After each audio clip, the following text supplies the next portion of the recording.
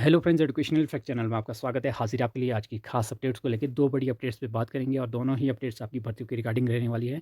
चाहे बात करें अपकमिंग भर्ती की या जो भर्तियां आउट हो चुकी है, दोनों ही जो भर्तियां हैं वो इसे इफेक्ट करेगी। काफ़ी इंपॉर्टेंट ये अपडेट्स आपके लिए रहने वाली है। तो पहली जो अपडेट है वो आपकी है, यहाँ पे आप देख पाएंगे कि government of Himachal Pradesh department of personal द्वारा एक नोटिफिकेशन आज जारी की गई है 19 जुलाई 2025 को।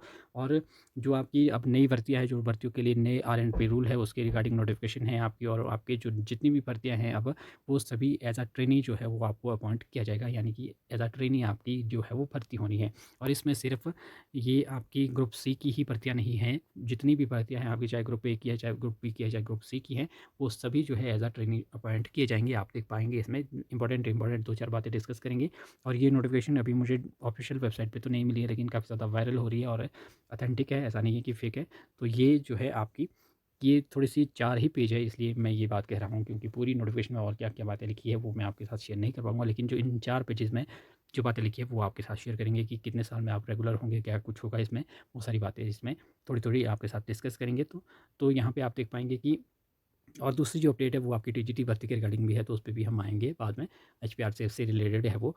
तो इसमें अगर आप देख पाएँगे, जो इनके एम एंड ऑब्जेक्टिव इन्होंने कहे हैं कि एक तो इससे ग्रेटर अकाउंटेबिलिटी आएगी, मोटिवेशन और प्रोफेशनलिज्म आएगा, और आपका इम्प्रूवमेंट गवर्नेंस होगी इससे। तो ये इनका मानना है कि ये सारी चीज़ें हैं, ये इन्होंने थोड़ी-सी बातें इसमें कही है।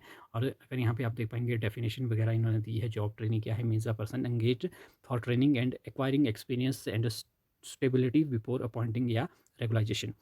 बाकी अगर बात करें इसमें आपकी एप्लीकेबिलिटी ऑफ स्कीम्स की, तो इसमें सिर्फ आपके ग्रुप सी ही नहीं, जैसे मैंने पहले भी बताया कि ग्रुप ए बी सी के तीनों ही जो है, जितनी भी भर्तियां हैं वो सारी, जितने भी डिपार्टमेंट करेंगे वो सभी जो है वो एज अ ट्रेनी अपॉइंट किए जाएंगे।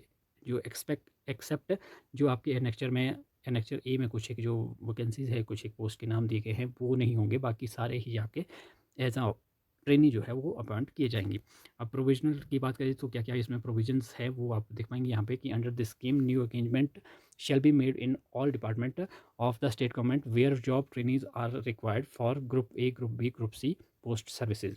दूसरा पॉइंट जो है वो काफ़ी इंपॉर्टेंट है आपके लिए। यहाँ पे आप देख पाएंगे कि all the person engage under the scheme shall be paid monthly consolidate fixed amount. एक तो आपको फिक्स्ड अमाउंट मिलने वाला है।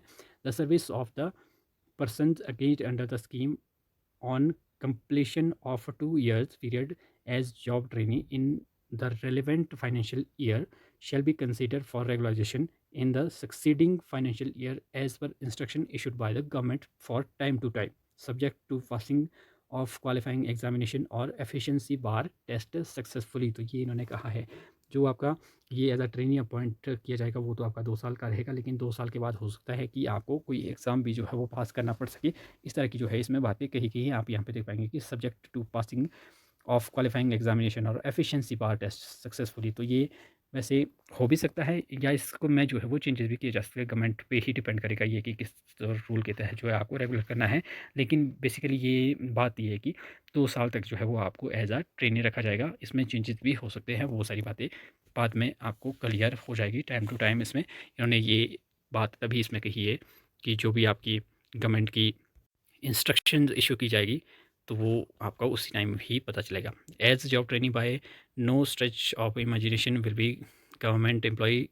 तो ये एज अ गवर्नमेंट एम्प्लॉय नहीं होंगे, और ना ही जो आपको एक रेगुलर एम्प्लॉय के बेस पे जो मिलते हैं, जैसे जो भी सारे लाभ मिलते हैं वो आपको कुछ नहीं मिलेगा। ये सारी बातें इसमें है, और ना ही आप इस तरह का कुछ करने के लिए कुछ क्लेम कर पाएंगे। तो ये सारी बातें इसमें पहले से ही मेंशन है। बाकी सिलेक्शन के लिए भी इसमें ये बात कही गई कि selection for engagement under this scheme shall be made only through the authorised authority या एजेंसी, यानी कि ये तो आपको पता है कि एचपीआरसी से या फिर आपका एचपीपीएससी से ही जो है वो मोस्टली भर्तियाँ जो है वो होने वाली है। और आपको इसमें fixed fixed amount under the scheme will be initially to TADA if required to go to tour connected with her official duty। तो आपको TADA जो है वो मिलेगा, ऐसा कुछ नहीं है, वो सारी बातें तो है।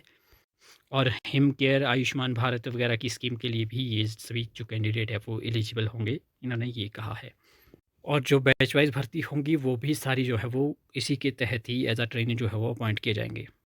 or any service rules including CCS, CCA, leave rule, pension rule or any other rules as applicable to government servants shall not be applicable to the person engaged under this scheme। तो ये इस किसी भी scheme के अंदर आपको ये सारे जो लाभ है वो आपके नहीं मिलेंगे, ये सारी बातें भी इसमें लिखी हुई है।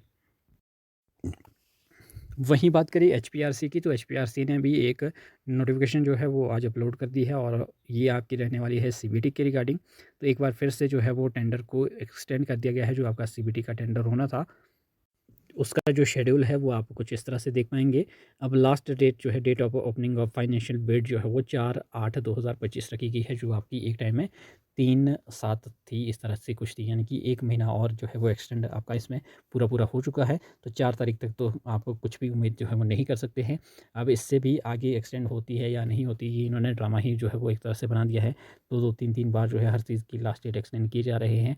कुछ हो नहीं रहा है, एजेंसी ना ही एजेंसी फाइनल हो रही है, ना एग्ज़ाम हो रहे हैं, ना ही एग्ज़ाम फॉर्म फिलअप करने की लास्ट डेट हो रही है।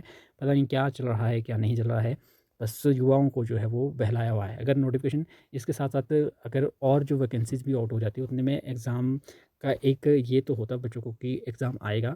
अगर जैसे आपकी जेईई की हो गई, जेबीटी की हो गई, क्लर्क की होगी, इस तरह की जो अदर वैकेंसी की नोटिफ़िकेशन अगर आउट हो जाती है, तो कहीं न कहीं बच्चों को थोड़ा-सा उम्मीद तो होगी कि वैकेंसी निकल चुकी हैं, एग्ज़ाम होगा, चाहे भले ही थोड़ा-सा डिले हो, लेकिन होगा तो। अब ये ना ही नोटिफ़िकेशन और निकाल रहे हैं और ना ही कुछ और किए जा रहे हैं, बस लास्ट डेट एक्सटेंड किए जा रहे हैं। अब जितने ने फॉर्म भरना था उन्होंने भर दिया है, अब एक आधा बचा होगा तो वो भर देगा।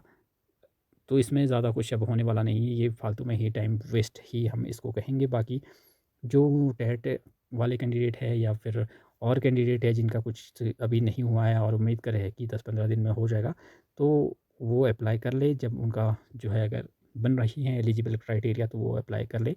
लेकिन अगर एग्ज़ाम की बात करें तो एग्ज़ाम आपका अब अगस्त मंथ में तो आपको वैसे भी देखने को अब नहीं मिलेगा। तो अगस्त के बाद 1-2 महीने बाद हम उम्मीद तभी कर पाएँगे, अगर जो है एजेंसी फाइनल होती है, तभी आपका जो टीजीटी का जो एग्ज़ाम है, जो जिसकी नोटिफ़िकेशन आउट हो चुकी है, वो हम उम्मीद कर सकते हैं 1-2 महीने बाद। तो नहीं तो ये एक्सटेंड होके और भी आगे हो सकता है, उसमें कोई उम्मीद जो है वो अब कुछ फ़िक्स जो है वो नहीं कहा जा सकता कि एग्ज़ाम आपका कब होगा। तो फिलहाल अभी के लिए यही अपडेट, मिलते हैं अगले अपडेट के साथ, तब तक के लिए बाय बाय।